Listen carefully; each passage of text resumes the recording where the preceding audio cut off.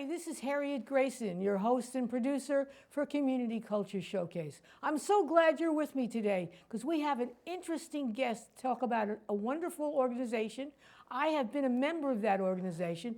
Over time, I dropped in, I dropped out, and it's kind of a welcoming organization. So if you actually followed my dropping in, dropping out, they still welcome you with open arms. And it says, the title says women in it, but it's not just about women. And it is a kind of networking organization, but it's not about business alone. So it's kind of a social business networking organization. It's been around for quite a while. It's been very helpful, primarily for women, but women of all ages. And you can be retired, you can be starting out in the business, you could be working for a corporation, you can have your own business. Everybody's welcome. And for that, I would like to introduce the president of the Southeast Connecticut's Women's Network, Susan Dombrowski. Hi, Harriet. Welcome, Susan. Thanks very much for having me on today. I'm really excited to be here and share news of the Southeastern Connecticut Women's Network with the Eastern Connecticut community. So tell us a little bit about you, and then tell us a little bit about the history of the organization. Sure. So my name is Susan Dombrowski. I'm a resident of Franklin, Connecticut. My husband and I have been married for 30 years this year, which is pretty cool. Yes. We live in Franklin with our 2 cats. When I'm not dressed up for business, I can be found usually at home on a garden tractor, getting my hands dirty on our land. And I like to travel. I love to go places. We love sports. And I'm recently retired, so I came out of the pandemic. I'm part of the great resignation of 2021. I got sent to work from home like everybody else did, and that didn't work out for me. I'm one of those super annoying extroverts, and for me, being stuck in my house was actually almost painful. So fortunately, I had my friends from the Women's Network to help pull me through the pandemic. And we came out on the other side stronger as people and as an organization. That's wonderful. That's wonderful. And of course, during the pandemic, the organization was able to make it possible for people to meet in person by simply meeting outside whenever the weather permitted. And we were meeting in Filomeno's, which is a lovely, lovely restaurant in Waterford. Shout out to Michael, who's the owner, because he has been really, really helpful. Yeah. And that's made it possible for us to continue even during crazy times, is that we met outside under a tent, and most people did come. It wasn't that people were shy. Yeah. And if we needed to, we wore a mask, and we did what we needed to do. Like the professional women that we are, we flexed and pivoted, and we got onto Zoom to start with. We started doing programs in the evening because we found that people, even though they were working from home and they were online, they were busy all day. So we started doing some evening programming. We did Zoom as long as we could bear it. And then we did, as soon as it got warm enough out, we started as a group meeting at Harkness Memorial Park and going on walks. That was really nice to get people together outdoors in the fresh air and very safe. And then, we started meeting at Filomena's, and Mike hosts us outdoors. He had that fabulous tent last year, and that allowed us to safely get together. And I remember the May lunch last year was the first one that we were able to get together after the restrictions were relaxed. And it was just so exciting to see my friends again, and my colleagues, and the other board members, and the people who have done so much for our organization. We came through it. It was tough. We have lost some members. Our membership has dwindled, like a lot of different organizations have. They're really struggling with people balancing their time between work, different family commitments, different community commitments. So we're able to make sure that through the network, we're able to satisfy their need to get together with other women in a supportive environment. So explain to people what it's like to be a member of this organization, and when you actually started out to be a member. Sure. So we are the Southeastern Connecticut Women's Network. Nowhere in our name does the word business appear. So we're not a business network. We are a group of people who mutually support each other. membership in our organization is voluntary, and it's open to all. So we're not exclusive. So for example, we might have 3 different realtors in our group, and that's great because each one is going to have a different focus and a different niche. And we absolutely encourage healthy competition. It benefits everybody. And we encourage people to learn from each other, and that is hugely important. Some of the things that I get out of the group is again, that learning from the different women in our group. We have members who have been with us for decades and others who have just found us in the past month or two. Everybody is equally welcome. We're also not exclusive to women only, so we absolutely do welcome gentlemen to come and check us out. We have about 90 members these days, which is a robust group. Of that 90, we'll see usually 30 at our monthly lunches. So that's pretty cool that we get together with people. I love it when I see people who I haven't seen in years who are coming back to us. And like you said, Harriet, a lot of folks do drift in and out as their business changes, the time commitment they have available to us, and also as their needs change. You know, we're all in a different place in life maybe than we were 2 years ago or even last week. Absolutely, absolutely. And it's always a friendly environment. That's, you know, and it's not a competitive environment where people actually try to help each other. Yeah. So I have, you know, I have my grants writing business. That's how I actually make money. But my enjoyment is actually writing novels. Mm-hmm. And one of the members of the Southeast Network's women, Judy Ricketts-White, is the woman who is my editor and my designer of my book, internal, external. And I met her originally, maybe 10 years ago, at this organization. Yeah, absolutely. And even though I dropped out sometimes when came back in, that friendship just gelled 10 years ago, and it continues to this day. And that's just it. A lot of times people come to us because they are looking for the business connection.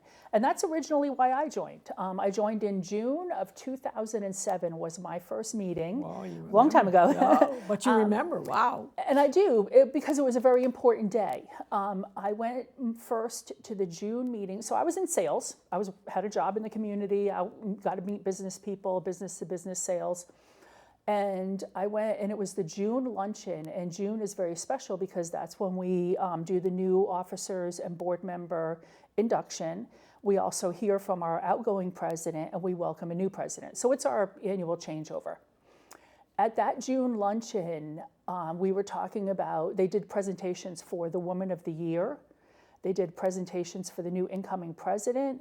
There was the Heron Award, which is a leadership award.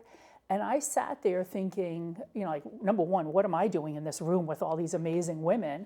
But number two, what are they doing and how can I be more like them? And I originally started with sales. I was all about, I got to hand out my card, I got to make the sales, I got to make contacts, we've got to have a follow-up appointment, we've got to do business. It changed for me in 2011. My best friend passed away after having gone through 18 months of cancer. And I was at our monthly luncheon, and it was probably, he died in April, so it was probably May-ish. And one of the women said to me, "Hey, Susan, how are you?" And I said, "Oh, I'm fine," because everything was always fine in my life. And I felt like I had to have this external facade going maybe a little because I was all about the business, right? And she said to me, and this is B.B. Smith, she was a realtor, she had been our president, and I didn't think she hardly knew me at all. You know, what did I matter to her? I was just a member. And she said, "It is okay with us to be yourself. You can be sad. I can see something's on your mind and something's bothering you." Wow. How did she know that about me? You know, what made her take time out of her busy day to think that about me? And that's when I realized, and this was life-changing. I was probably 45 at the time. We get a lot smarter as we get older, right? Youth is wasted on young people. Yeah, exactly. I remember thinking that these women cared about me, for me, not what my business card said. And that was life-changing when it came to thinking about my future in business and in the community. I've had numerous business cards since I've been a network member in the 15 years. I've had probably 4 different jobs. And now I'm retired. but they still like me and they still want me around. And they want you for you, not necessarily what you're selling. Yeah, exactly. And that's important. And it's nothing to do with, the stage I'm at in life, whatever product or service I have. And I think about that. And when I meet somebody through the network, I'm not just thinking, asking them, hey, what do you do for work? But what do you like to do? Do you have any pets? Do you have a spouse? Do you go rock climbing on the weekends? Tell us more about yourself so we get to learn about the whole woman, or the whole member, I should say, and not just what your business card says. If we do business together, great. If not, I would rather count you as a friend. Yes, it's a very welcoming environment. Absolutely, absolutely. I'm glad you say that. That's something we strive towards, and we talk about that as a board of directors. How can we make sure we're reaching everybody? How can we, make sure that members are getting the benefit, that they deserve? Pay your dues, and we want to make sure you're getting your money's worth. Right. That's important. Exactly. Yes. And I think I don't know the original origins of when this organization actually started. I know it's a couple of decades at least. A couple, I'd say so. We were formed in 1976. Okay. So we've just recently had a 40th anniversary celebration. We missed the 45th because of the pandemic. Yes. Couldn't make any plans. We were founded here in Eastern Connecticut by a local banker named Millie Devine. And I think you've had Millie on your show before. Yes, I have. Talking about her book and her life story. And her life story, yes. We're an integral part, as much we're a part of her story, she's a part of our story. Right, And she founded us.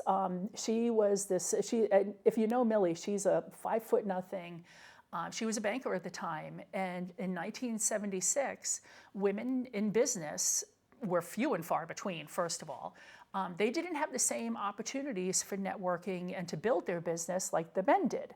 So men joined the Rotary. Men were in Lions. Men could go to the Thames Club in New London. Men were going out to play golf with their colleagues and their business associates through the Chamber of Commerce. And there wasn't really a place for women. Well, one day Millie, got a little frustrated about her gentleman colleagues going out and getting all these new clients. And she kind of was complaining to her boss. And he said, well, Millie, if you want something like this for yourself, you're just going to have to go do it yourself. And she said, I will. So she founded us by gathering 4 or 5 similar women. So at the time, yes, they were professional women. They were the owners of businesses, vice presidents of the banks. They were way up there. And they started meeting one day a month on the 3rd Wednesday, and we still hold to that as our part of our culture. That 3rd Wednesday is sacred to us. But she started us, yeah, absolutely, in 1976. It kind of boggles my mind that within my lifetime, because I'm of that age, that women didn't have the same opportunities that men did. And I'm glad we do now, and that's important.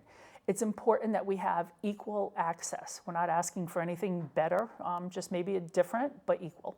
Right, exactly. Now, I worked for many years for these mainline insurance companies, and they didn't always I don't think they were even conscious of the fact that they were sexist and didn't allow women close to the power of an organization. But it happened. And I'm sorry that when I was working for those big organizations, that there wasn't something like this, the Southeast Connecticut Women's Network, to help me just kind of, because sometimes it is a little rough being a woman in an all-male or almost all-male organization, and that was fairly common. Yep. 60s, 70s, 80s. Some people tell you even to this day there are certain organizations that continue to be primarily men. Fortunately, through the network, we've had a couple of different leaders recently who are involved in very male-dominated trades here in Eastern Connecticut, and that's okay. They were able to fit themselves in, and they've overcome. Specifically, I'm thinking about Denise Howard. She was our most recent president before I was promoted, and she was an Army helicopter pilot. Oh. So she is a veteran. She served tours in Iraq. Not only did she serve honorably as a pilot in many missions, two other cool things about her. She's an author like yourself, so she writes children's books about dogs that she met during her service in Iraq, which is cool in itself. But then secondly, she actually brought two, I want to say definitely one, maybe two dogs back with her from Iraq to the USA. So this woman for president of the planet, you know? Right, But right. again, here she is. How non-traditional is that a woman is flying helicopters in a war zone and helping the effort? So another recent past president that I'm thinking specifically is Denise Knott. She's the owner locally of Nutmeg Building and Remodeling. She's also been a past president of the Builders Association of Eastern Connecticut. And she's a woman who owns her own construction company. Wow. She's also done work at my house. So You can attest to her good, absolutely, good work. absolutely. But those are the kind of the women that the network attracts. It isn't, and I don't ever want to minimize it by saying just the Avon lady. And it isn't people who just work for others. We've got, I call them momtrepreneurs. So that's your home-based businesses, people who need that flexibility. There are people who, punchy clocky, they go in, they work for somebody else during the day, they're at the network representing that business. And then we have people who are in community service, they're in nonprofit organizations. So there's a whole wealth of members that we have that range literally from accounting and authors to like web developers, and just it's amazing what we have available and the knowledge that the members have. It's amazing. I'm always struck by the very fact of the diversity of the organization, because when I was a member of this organization, at one time I was a member of BNI. Okay. And there couldn't be organizations more diametrically opposite than that. And so I stopped going to BNI. First of all, 7 o'clock in the morning is too early for me anyway. But I kept my membership in the Southeast Women's Network because it offers so much more than simply just giving out business cards. Yeah, it's so definitely while we may be competitive as far as competing for our members' time and energy to come and join us versus a BNI group, we want whatever is best for you.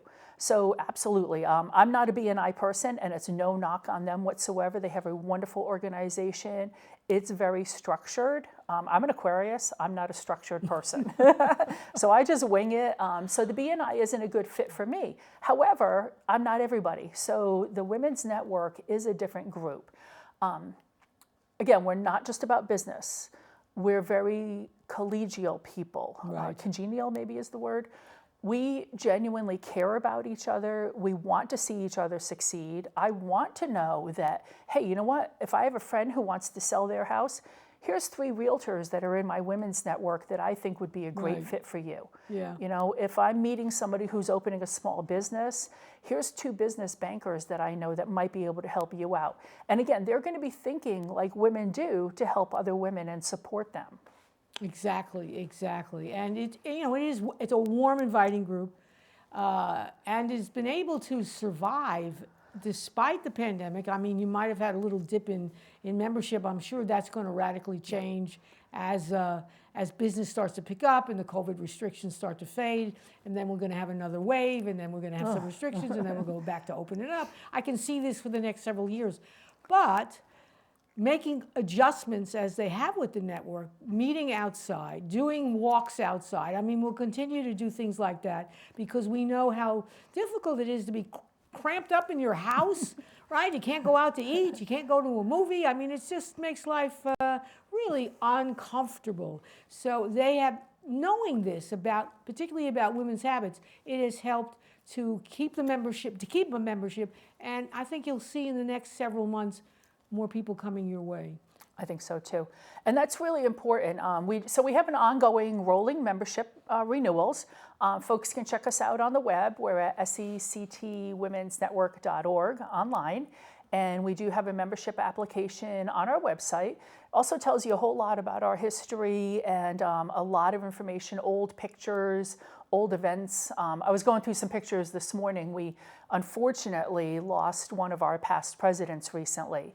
And within our entire organization's history of about 46 years, we have lost 4 of our past presidents. Wow. So what I'm going to be doing, and I don't want to reveal it, but it's going to be a special presentation that we're making to remember her. And what we're doing to remember Cora Murphy, who was our past president, she was also very involved in the local Girl Scouts. And when we talked about it at our recent Women's Network meeting, we talked about losing Cora and what could we do to memorialize her.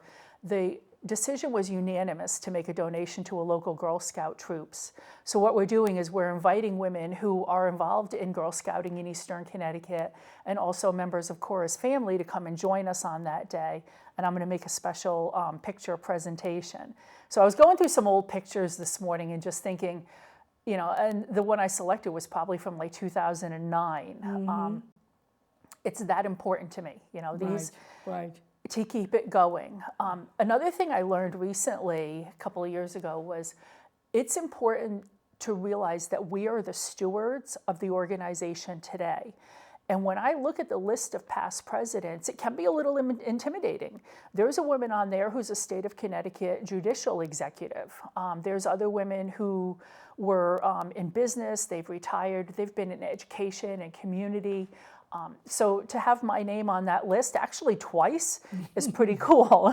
I mentioned earlier I joined in 2007. I did serve as president in 2013 and 14. It was a pleasure. One thing about our organization, and you'll find this when you stick around with us for a while, and people do drift in and out and they come back to us, we have such a strong network of past presidents. And what they bring is their knowledge, their wisdom, they know why we did something first, they know what didn't work then, and they know how to help us to improve it today. And the more that our past presidents can stick around with us and be involved, we benefit as an organization. Absolutely. Institutional history is very important for the survival of any organization. And the other thing I think is important that you don't see in many typical business groups is this commitment to community and to community service. I don't think there's a woman who is a member of the network that doesn't have some outreach to some organization of one kind or another. We're talking about the past president and the Girl Scout commitment. I'm sure there are groups, there are members who are involved in food pantries and all kinds of organizations, maybe even with the craziness going on in the Ukraine, there might be some people involved in refugee resettlement. I mean, that is part of belonging. And I think that the network attracts women who are multidimensional. They're not just sticking with a business. They're not just sending out their business cards. Sometimes they have their own families, but oftentimes they still are out there in the community doing service. And I think that that's very important. It's not even something always outwardly said, but when you start to talk to them, you understand immediately that it's a lot more than just a business or a service. They're out there being members of the community, and that makes the whole experience of being a member ever more enjoyable, because you start talking to each other about different kinds of community organizations that they belong to, what they can do. People sometimes know, how can I help? Even if I can't be a member, can I make a donation? Can I give some of my time? And I think that's part of being a woman in America. Mm-hmm. And it's emphasized without people putting a hammer on you in the network by just example. Absolutely. So my husband calls us the do-gooders. So like, they're my network sisters or my network girls, and a bunch of do-gooders. And that's exactly it. And the things that we do are so important because not only are they helping Eastern Connecticut as a community, but specifically women. So there's 2 things that we do that are hugely important to us. Number one is our relationship with Safe Futures. Okay. So back in 1976, many of the same women who formed the Women's Network also started what at the time was the Women's Center or something it was called. I forget, it's been Safe Futures for so long. Southeastern Connecticut Women's Center. And specifically, they were helping people to overcome sexual assault and domestic violence. They have now expanded their mission into preventing human trafficking as well. The same women who found, they were in business, but they saw the need that these other women in our community were having difficulty with their home life, and from that, it would also affect their careers. So these leading business women figured out, all right, if we want people who are going to be able to come and work for us and help our businesses, we've got to make sure they have a safe environment at home, and they're learning how to do resumes, and they're learning how to do job interview skills, and learning what to wear for an interview, to present themselves professionally, to advance themselves. So very involved in Safe Futures. It is, if you will, our pet charity. And we look after them through various fundraising efforts throughout the year. At Halloween time, we always have a basket out that our members bring tons of candy to be able to give to the kids who are in the care of Safe Futures. And of course, at the holidays, we support them as well. Another area that's really important to us is our scholarship program. So within our little tiny budget, again, we're a completely voluntary organization. Everything that happens is done by volunteer effort and planning. Our scholarships are important to us because we do fundraising throughout the year, and we also have a relationship with the Community Foundation. So they've got money in an endowment that they're helping us to grow. We do 3 times $1,000 scholarships each year to women at our local public colleges. So that's UConn Avery Point, Eastern Connecticut State University, and Three Rivers Community College in Norwich. We ask the schools to please, using our written criteria, select a candidate, and then we make a $1,000 scholarship check presentation to them. It's typically a woman, an adult learner, somebody who's returning to school after a hiatus. Typically, she's overcome adversity, whether that be caring for a parent, caring for a spouse. Maybe it was somebody who was injured in the military. Maybe she's lost her job through redundancy and has to take on new training. But these are people who are making a difference for themselves, first of all. Right. Secondly, their family, and thirdly, the community.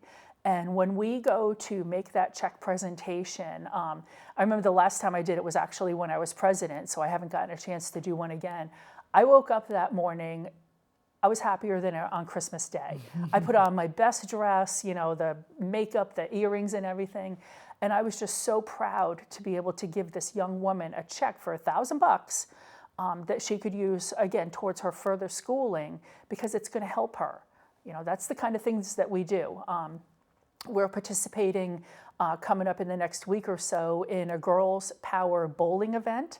So that'll be to benefit a couple of regional organizations that are specifically working towards building stronger and healthier and happier girls. Today's girls are tomorrow's Women's Network president. Exactly. If I can get them up, I can retire.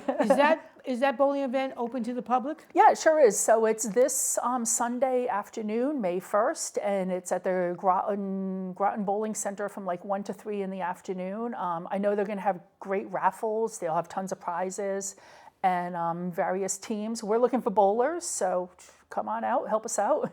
Right. Or just come and cheer us on. Right, exactly. So that is going to be this Sunday, May 1, from 3 to 5 p.m. 1 to 3. 1 to 3, Yep. 1 to 3 p.m. In Groton. At the Groton Bowling Center. I bet you there's only one bowling alley in Groton. Yeah. So you can look it up on your phones and you can figure out how to get there. Open to the public. Yeah.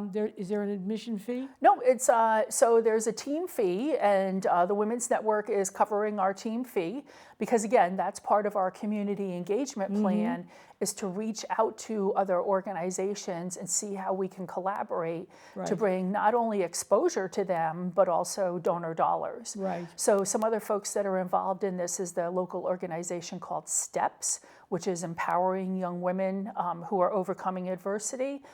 Girls on the Run, which is a great organization which prompts physical fitness in young women. Seroptimist International, which is a group of women supporting women around the world. And then the fourth organization is Girl Scouts. Oh, nice. So again, yes, and it's just going to be so much fun. We had done it before the pandemic, and then, it got put on hold for a couple of years. So we're looking forward to it. Also, as an organization, we have a team formed for the Alzheimer's Walk, which will be happening in the month of September at Ocean Beach. And we really need, we're conscious that there's so many good causes out there. Right. There absolutely are. And if we had the time and energy and money to support them all, we would. So we do need to be kind of selective about what affects us and our members.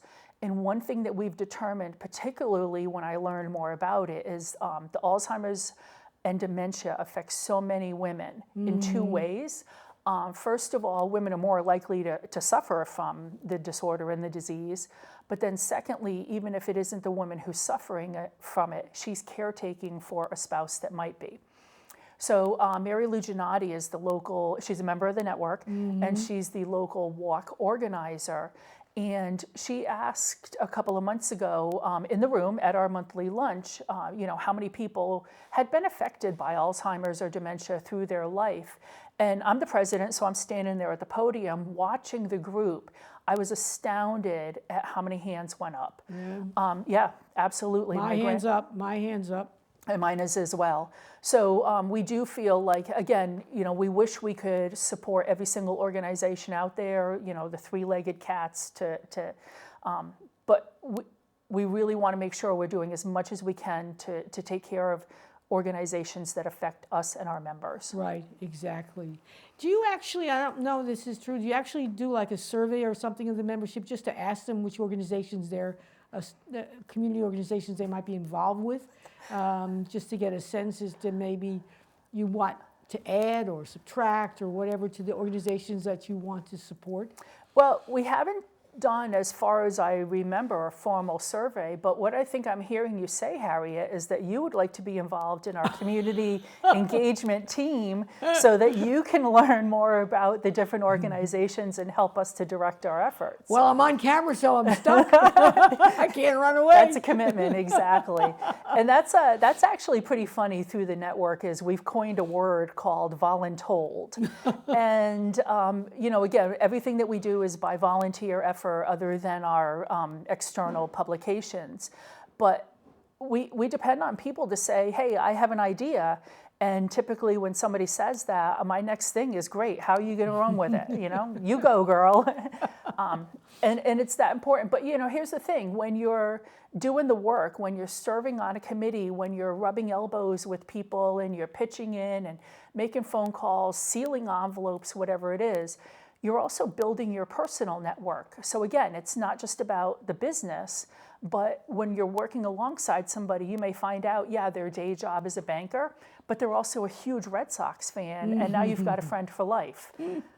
Right, exactly. So speaking of the logo, and the only paid positions that we have is that we have somebody who does our marketing and graphics. This logo is absolutely gorgeous. It was designed by Judy Ricketts-White of Ricketts-White Design. She worked with a committee, so again, people got voluntold to help out, to develop this, and we have since rebranded our website. We're doing all of our marketing materials in conjunction with Pat Todd locally, who owns Blueprints Unlimited. So again, we're using our members first and always.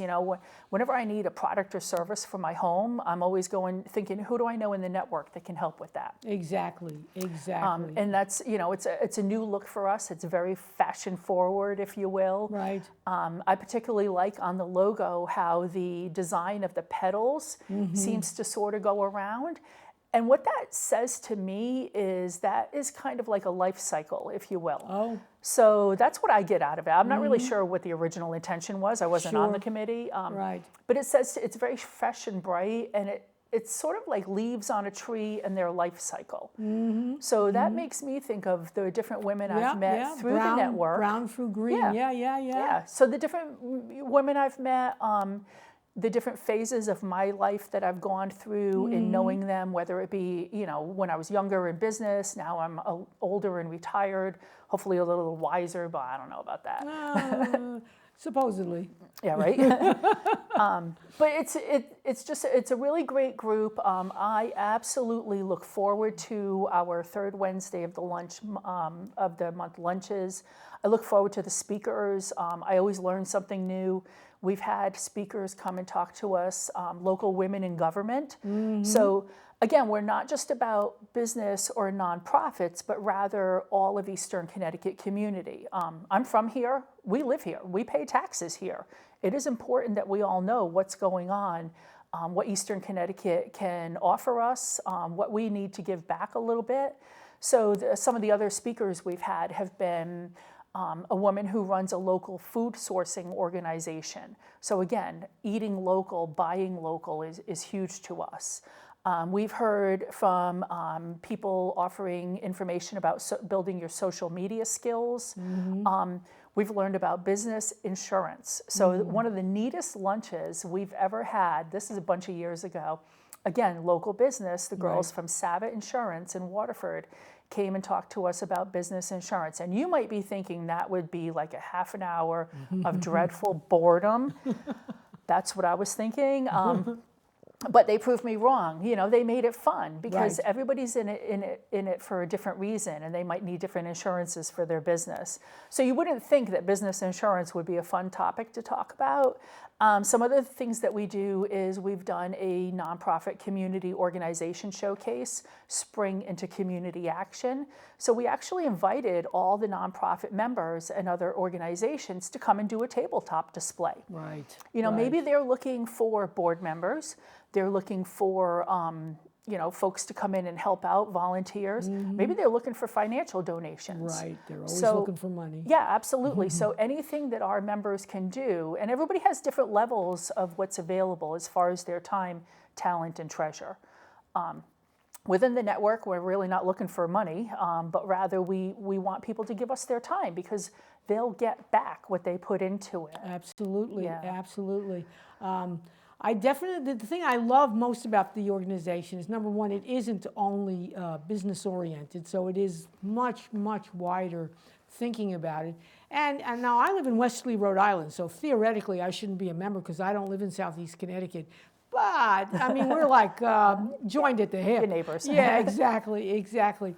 And so that has never been a deterrent. The other thing is that you do exercises just for the membership, like the last meeting. We didn't have really a speaker. We just did things together, and it was fun. I thought at first it's going to be, I'm not so sure, but it turned out to be a fun exercise because everybody is involved, they're contributing, and so it becomes a fun experience. And that's nothing to do with business or speakers or anything. It's us kind of getting closer together, trying to figure out who we are, how we can help the organization.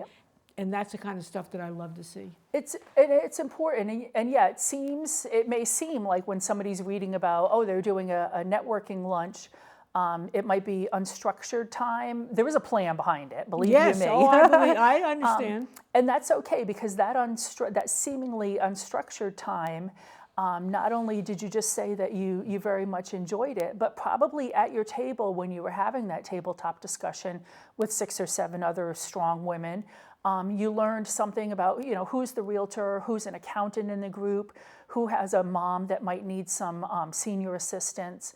So those connections that we make, again, it's not just about the business card. You might have learned somebody who's a big Red Sox fan and you're going to get together this weekend and watch the game. Not me, but maybe other kinds of activities, absolutely, for sure. And that's just it. Definitely. We have women who are, they're authors, they're horseback riders. We have a young lady who represents the Connecticut Humane Society in our group.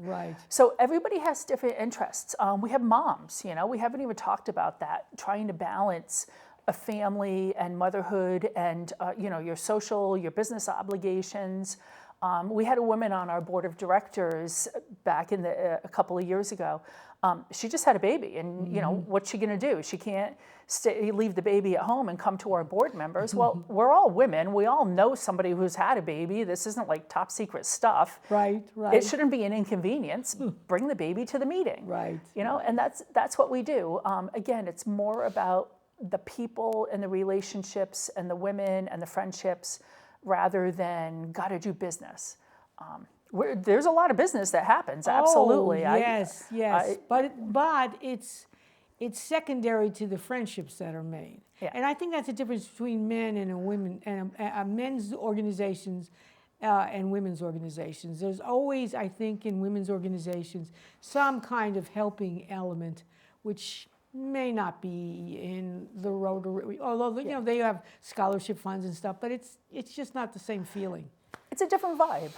Definitely. And that's okay. You know, I spent the early part of my career thinking I had to, we sit up, like my mom, sit up straight and put your shoulders back and, do the right thing and go to the right places. And the more I learned that these women are my friends and I learned so much from them, whether it's watching them in their careers, watching them overcome difficulties. We've had women in our group who have lost a spouse. Mm-hmm. I was watching them when our president lost her dad. Mm-hmm. And then when I lost mine, I thought, you know what, I have my Women's Network sisters to support me. Right. I'm going to be okay. They're going to Right. look after me. They're going to look after the work that needs doing while I'm taking care of my folks. Mm-hmm. Mm-hmm. And there is a lot of work. This is like a full-time job. But it's okay, and it's something that I enjoy. We have a budget of about $30,000 a year, so we depend on income. We need, we have expenses. We have to buy insurance and platforms for our website and things like that. So it's like running a small business. With all volunteers, which is always a challenge because everybody has a different commitment level, everybody has different time available that they can donate and contribute to it. But we just pull together, we make it happen. We are really about continuing the organization. That is hugely important to me. This is not going to die on my watch. Mm-hmm. Mm-hmm. Mm-hmm. So if people are interested, they should find out from the website. So it's www.sectwomen's, no apostrophe, network.org. And the email address is sectwnbiz@gmail.com. Those are both mouthfuls.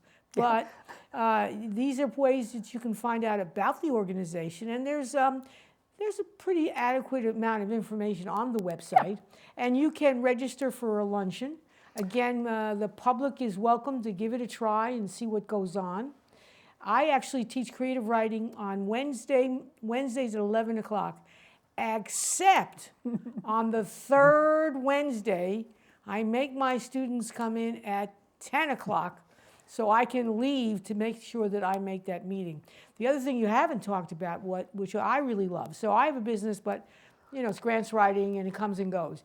But I'm an author, of which you can never make a living. I would starve to death if I didn't have other sources of income. Mm-hmm. But we have a table where you can put out some stuff. Yeah. So people who have businesses put out business cards. There's a couple of people like my friend Judy from the network. We put out our books. Sometimes people buy our books. Yeah. Absolutely. In fact, I have an invitation, I'm not sure exactly when, where I am actually going to speak at the network about my latest book. I hope so. Yeah, absolutely. So it's really neat the way that we promote our members. We have a couple of different ways of doing that. On our website is a business directory. So if somebody is looking for, hey, I met a woman at the lunch and she's a animal trainer, where can I connect with her? That information's on our website. We do a lot of promotion of our members, not only at our monthly lunches with a display table for members only. They're invited to bring their books, their samples, wares, brochures, anything like that. But also we use social media to promote ourselves. And we have just a huge following on our Facebook page, and we have a Facebook group. So the page is our voice out to our members, talking about things that are going on, events, activities, local fundraising that we're doing. On our group, we invite our members to post their good news, and we cross-share that. So if you're doing a book signing, for example, Harriet, we are going to share that on our page so that all of our followers can see what's going on. Right, right. I love sharing our members' good news, whether it be business related or personal. Yes, yes. One of my greatest joys, and this was a complete surprise to me, is watching my network sisters become grandmothers. So Phyllis Nelson is a past president. She's since relocated out of Eastern Connecticut. I think she was probably the first to become a grandmother. And these are women, again, so I'm in a business group with them, but yet I'm strangely interested in their personal life. Imagine that, right? Right. Because we are so much more than what our business card says. So watching Phyllis, Kathy, now Susan, one of our other members, has just become a grandmother. I don't know why I get so much joy out of that, but they just look so happy, and I think I'm so happy for their happiness. Right, right. And it has nothing to do with business whatsoever. Right. Exactly, exactly. And you're not going to find that at a Kiwanis meeting, probably. I don't know, probably not. So it just wonderful. And I know with my book stuff around, I've been able to use the Facebook platform so that every time Judy and I would have an event with the books, it was there available. And I noticed just now that we have an event on Saturday, and it's on the Facebook page. Yeah, absolutely. So if you want and to it's come free. to if you want to come to Plainfield, Connecticut, and see us with the farm animals, come on over, and we can have a lot of fun. So yes, it becomes very, very useful. Very useful. It's very valuable. And here's another thing. So when a member does associate themselves with the network, I think that kind of gives you a little bit of credibility as well. So you're not just out there on your own trying your best, but rather you've got 90 Women's Network members behind you and supporting you. That's really important. Something that is kind of funny, as president, you get to write a president's message for the newsletter. And recently we had the Super Bowl. So back in February, the sports teams get together and do their thing. Advertisers pay for a Super Bowl commercial this year. I just did the research. It was like $6 million for a 30-second spot.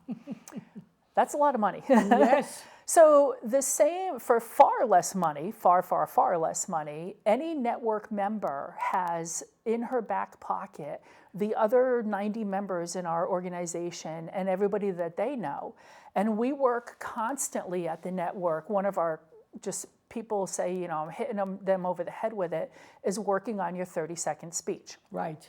When you meet somebody for the first time, you're at a networking event, you're at a book signing, you're in line at the Walmart, and they say, hey, what do you do? That initial 30 seconds impact that you can make makes them want to learn more about yourself, your business, your dog, whatever it is that you're talking about. So we're constantly working on that. And I don't do it because I don't have anything better to do with my time, but I absolutely want our members to shine. Mm-hmm. I want them to come across as, wow, not, meek and mild, maybe I do insurance, and, if you want, you can give me a call. No, man, you're the best insurance person on the planet, and you can help their family with whatever they need. So we do that a lot. We had Toastmasters come and give us a lecture on how to be better speakers. It is that important. Yes, no, I mean, the last meeting that we had that all the time, we're asked for that 30-second elevator speech, and people practice it because they come from meeting after meeting, and you practice it, and you practice it. If it's only that monthly at that meeting that you practice it, you do get better. And people say that about themselves. Yep. And it kind of encourages them to practice away from the meeting, but even in the car while they're driving around, to actually practice that 30-second speech. And you know what? And not only are you practicing it so you're smoothed and polished when you can actually make a presentation and you meet somebody new, but when you tell yourself that you're the most awesome insurance person on the planet, that's pretty powerful. You get excited about it. And sometimes maybe going to work that day isn't, all that exciting, but you think, wow, you know what? I have an appointment at 10 o'clock today with a woman I met through the network, and I'm going to be able to help her family with their insurance needs or with their plumbing needs or, auto repair or writing their family history story. You get excited about that, and it helps build your own confidence. Yes, yes. And you can practice it when you come to a meeting in a very safe environment. So we don't have people sending missiles of hate and criticism and giving you a hard time. Doesn't happen. Never happens. Not at all. It's all very supportive. Sometimes people can make suggestions, but it's only in that vein of a suggestion rather than a criticism or anything. So that being in a safe environment to make any kind of public address is very important. And I think you learn a little bit of that maybe in something like a Toastmasters. But that's also highly competitive because I've been a member of Toastmasters. Okay. You get around. I do. I get around. That's why I'm looking for those organizations you want me to help. Not everybody, past member, again, so it always goes back to it. I think about the women in my past. Karen Anderson was a New London woman. I think she's since relocated. She's an author and a life coach. And she said to me one day, that which comes easily to you is valued by others. Now, what does that mean? It's very easy for me to sit here and chat with you, and there's cameras all over the place. I'm okay with this. This is easy for me. It's easy for me to go to the podium in the front of the room and start the meeting, gather everyone's attention, and give them the news they need to hear about the business of our network. These things are easy for me. When I'm doing it, I see other women looking at me like, wow, all right, she's doing it. I might be able to try that. I might be able to go to the podium and introduce this month's speaker. I might be able to make phone calls and ask people to renew their membership. I might be, and they take the skills they learn with us, with our little 30 or 40 people that get together. They take that back to their business, to their family, to their community, and it helps us all. Right, exactly. And it's so if you're interested, our next meeting is going to be Wednesday, May 18th. I hope it's the 18th. And that will be, again, at Philomena's Restaurant on Boston Post Road in Waterford.